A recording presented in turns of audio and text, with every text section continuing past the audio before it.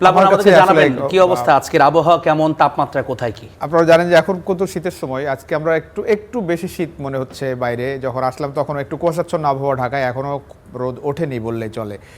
আমরা একটু দেখে আসতে চাই আজকে ঢাকার যে তাপমাত্রা, সেটি 15 ডিগ্রি সেলসিয়াস, ফিলস লাইক 14।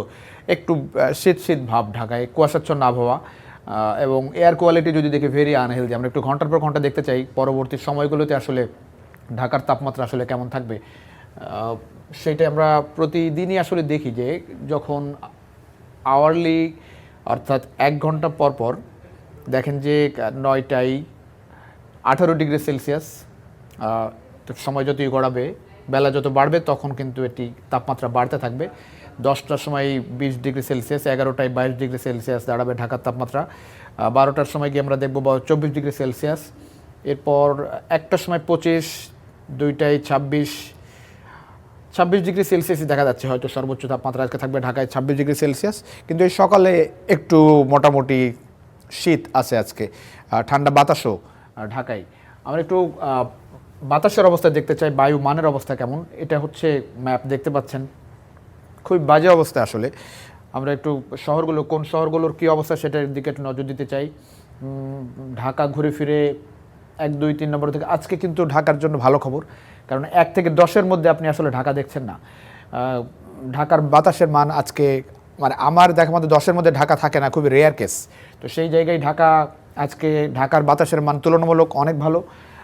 সেই জায়গায় আজকে দিল্লি হচ্ছে 350 একিউআই স্কোর, 350 নিয়ে দিল্লি হচ্ছে সবচেয়ে দূষিত শহর আজকে। দিল্লি হচ্ছে 1 নম্বরে, কলকাতা হচ্ছে 2 নম্বর দূষিত শহর। এরপর আমরা দেখতে পাচ্ছি যে আছে নম্বরে 3টি, আপনার ভারতেরই 3টি জায়গা, 3টি শহর সবচেয়ে খারাপ অবস্থায় বায়ু, মানে ক্লিনেস্ট সিটি, সবচেয়ে ভালো বাতাসের মান হচ্ছে সুইডেনের স্টকহোমে। সেটি বরাবরই বাতাসের মান ভালো থাকে, বায়ুমান ভালো থাকে। সেই জায়গাটায় কিন্তু আমরা দেখতে পাচ্ছি যে আজকে ঘুরে ফিরে সুইডেনের সবচেয়ে বায়ুমান ভালো। তবে ঢাকার জন্য ভালো, ঢাকায় একটু শীত ভাব, পাশাপাশি বাতাসের মানও আজকে ভালো। তবে গতকাল যেমনটা বলছিলাম, যারা আসলে করোনার সময়ে মাস্ক ব্যবহার করা শুরু করেছিলেন, তারা কিন্তু এখনও অনেকে সেই মাস্কটা ছাড়েননি। সো একটু ভালো থাকতে গেলে আসলে ঢাকার যে বাস্তবতা, বাতাসের যে বায়ুমানের যে অবস্থা, তাতে করে মাস্ক ব্যবহারটা কন্টিনিউ করতে পারলে ভালো। অনেকে কিন্তু মাস্ক ব্যবহার করেন। সো পরামর্শ আসলে থাকছে, যারা আসলে বাইরে বের হন তারা মাস্কটা সম্ভব হলে সবসময় ব্যবহার করবেন।